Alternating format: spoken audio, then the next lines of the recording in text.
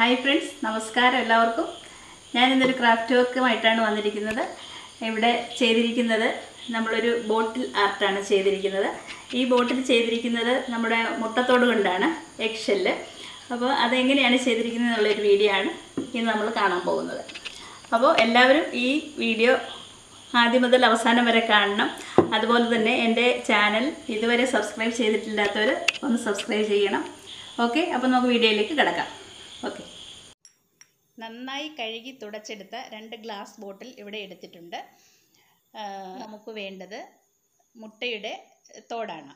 അപ്പം മുട്ടയുടെ തോട് ഇതുപോലെ പൊട്ടിച്ചെടുത്ത് കഴിഞ്ഞിട്ട് നമുക്ക് നന്നായിട്ട് അതൊന്ന് വാഷ് ചെയ്തെടുക്കണം. കാരണം മുട്ടയുടെ അംശമൊക്കെ അതിൽ പറ്റിപ്പിടിച്ചിട്ടുണ്ടാവും. അപ്പോൾ ഞാൻ ചെയ്യുന്നത് ആദ്യം ഒന്ന് കഴുകിയെടുക്കും. ആ വെള്ളം ചെടിക്കോ എന്തെങ്കിലും ഒഴിക്കും. പിന്നീട് ഇത് ഷാമ്പൂ ഇട്ട് വെള്ളത്തിൽ കുറച്ച് നേരം ഇതൊന്ന് കുതിർത്ത് വയ്ക്കും. അങ്ങനെ ഷാമ്പൂവിൽ കഴുകിയെടുത്ത മുട്ടത്തോട് ചെറിയ പീസുകളാക്കി എടുത്തതാണ് ഇത്. ഇങ്ങനെ ഇതേപോലെ ചെറിയ പീസുകളാക്കി തന്നെ നമ്മൾ എടുക്കണം ഇതിൽ ബോട്ടിലേക്ക് നമുക്ക് ഒട്ടിക്കാനായിട്ട്. ഇനി നമുക്ക് വേണ്ടത് ഫെവിക്കോളാണ്. ഫെവിക്കോൾ നമുക്ക് ഈ ബോട്ടിലിലേക്ക് അപ്ലൈ ചെയ്ത് കൊടുക്കാം. ഇതേപോലെ നന്നായിട്ട് തന്നെ അപ്ലൈ ചെയ്ത് കൊടുക്കണം. ഇനി നമുക്ക് മുട്ടയുടെ തോട് ഓരോന്നായി എടുത്ത് ബോട്ടിലിലേക്ക് ഒട്ടിച്ചു കൊടുക്കാം. ഇതേപോലെ ഒട്ടിച്ചു കൊടുക്കാം. അല്പം ഗ്യാപ്പ് വന്നതുകൊണ്ടൊന്നും കുഴപ്പമില്ല.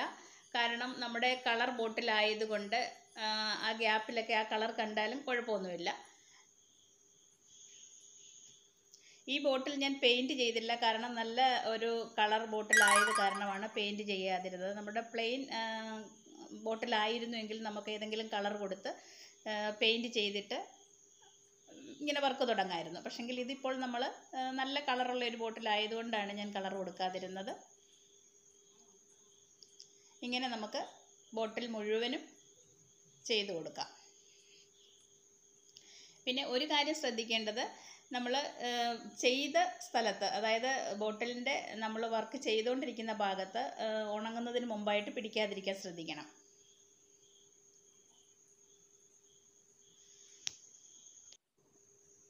അല്പം ക്ഷമയുള്ളവർക്ക് വളരെ രസകരമായി തന്നെ ഇതുപോലത്തെ ക്രാഫ്റ്റ് വർക്കൊക്കെ നമുക്ക് ചെയ്യാവുന്നതേ ഉള്ളൂ. അപ്പോൾ നമ്മൾ ഇത്രയും പോർഷൻ ചെയ്ത് കഴിഞ്ഞു. ഇനി നമ്മൾ ബാക്കിയുള്ള ഭാഗം ചെയ്യുമ്പോഴത്തേക്കും ഈ ഭാഗത്ത് ടച്ച് ചെയ്യാതെ നമ്മൾ ബോട്ടിലിൻ്റെ ഈ ഭാഗത്ത് പിടിച്ചുകൊണ്ട് വേണം നമ്മൾ ചെയ്യാൻ. മുകൾ ഭാഗത്ത് പിടിച്ചുകൊണ്ട് വേണം ചെയ്യാൻ. ഇല്ലെന്നുണ്ടെങ്കിൽ ഇത് മുട്ടയുടെ തോട് ഇങ്ങനെ ഇളകി പോരാൻ സാധ്യതയുണ്ട്. ഇത് ഡ്രൈ ആകണമെങ്കിൽ കുറച്ച് സമയം എടുക്കും.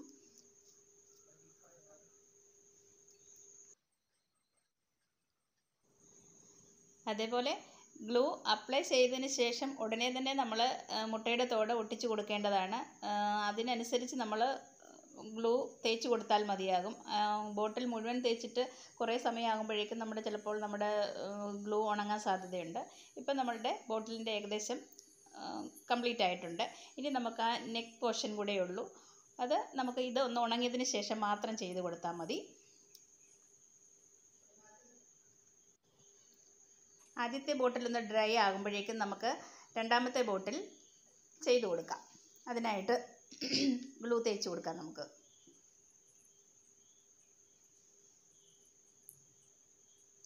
ആദ്യം ചെയ്തതുപോലെ തന്നെ മുട്ടത്തോട് ഇതിലേക്ക് നമുക്ക് ഒട്ടിച്ചു കൊടുക്കാം.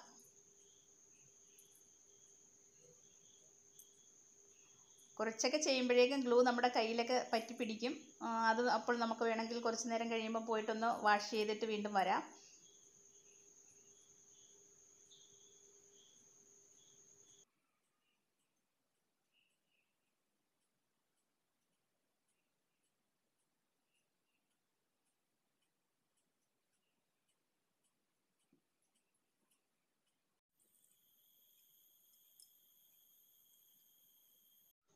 ഇപ്പോൾ നമ്മുടെ 2 ബോട്ടിലിൻ്റെയും താഴത്തെ പോർഷൻ കംപ്ലീറ്റ് ആയിട്ടുണ്ട്.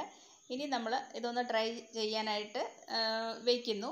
അത് കുറച്ച് 1-2 മണിക്കൂർ ഇരിക്കുമ്പോഴത്തേക്കും നന്നായിട്ട് ഡ്രൈ ആയി കിട്ടും. അതിനുശേഷം നമുക്ക് മോൾ ഭാഗം ചെയ്ത് കൊടുക്കാം. അപ്പോൾ അത് ഉണങ്ങുമ്പോഴത്തേക്കും നമുക്ക് വീട്ടിലുള്ള മറ്റു പണികളൊക്കെ ചെയ്യാൻ പോകാം. അല്ലാതെ ഇതിൽ തന്നെ നമുക്ക് കണ്ടിന്യൂസ് ഇരിക്കണമെന്നൊന്നുമില്ല. അത് ഉണങ്ങി കിട്ടുന്നത് വരെ നമുക്ക് മറ്റുള്ള പണികളിലേക്കൊക്കെ ഏർപ്പെടാം. അപ്പം ഞാൻ ഇത് ഉണങ്ങിയതിന് ശേഷം വന്ന് ബാക്കി ചെയ്യുകയാണ്.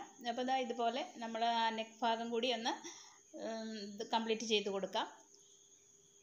അവിടെയും നമുക്ക് കുറച്ച് ഗ്ലൂ ഒക്കെ തേച്ച് ഇതുപോലെ പിടിപ്പിച്ചു കൊടുക്കാം. അപ്പോൾ നമ്മുടെ 2 ബോട്ടിലും കംപ്ലീറ്റ് ആയിട്ടുണ്ട്.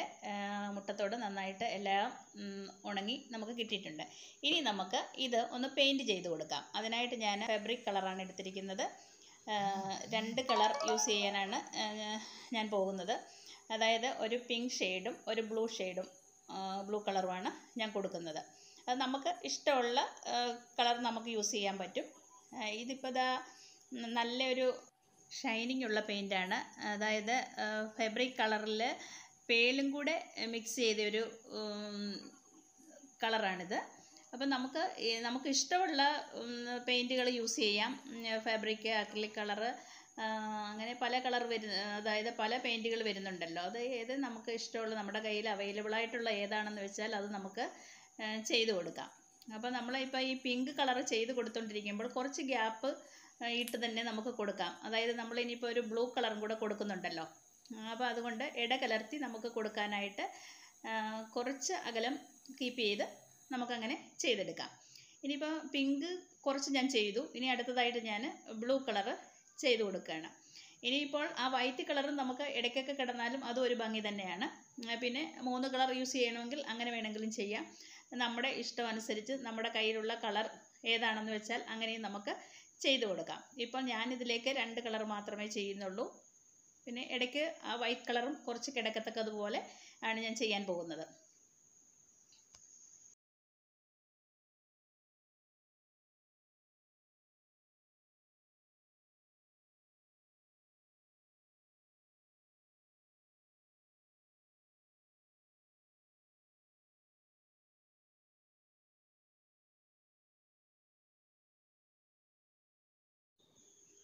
അങ്ങനെ നമ്മുടെ ആദ്യത്തെ ബോട്ടിൽ കംപ്ലീറ്റ് ആയിട്ടുണ്ട്.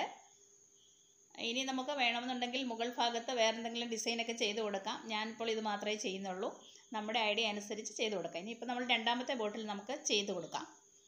അതിനായിട്ട് ഞാൻ എടുത്തിരിക്കുന്ന കളർ വേറെ 2 കളറാണ്. ഒന്ന് ഗ്രീൻ കളറും ഒന്ന് യെല്ലോ കളറുമാണ്. ആദ്യത്തെ ബോട്ടിൽ അടിച്ചു കൊടുത്തതുപോലെ തന്നെ നമുക്ക് ഇതിലേക്കും ചെയ്ത് കൊടുക്കാം. ആദ്യം ഞാൻ യെല്ലോ കളറാണ് ഇതിൽ കൊടുക്കുന്നത്. ഇടകലർത്തി അങ്ങനെ നമുക്ക് യെല്ലോ കളർ ഇട്ട് കൊടുക്കാം.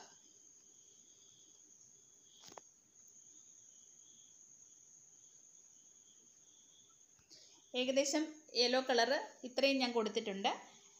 ഇനി നമുക്ക് ഗ്രീൻ കളർ ഇട്ട് കൊടുക്കാം.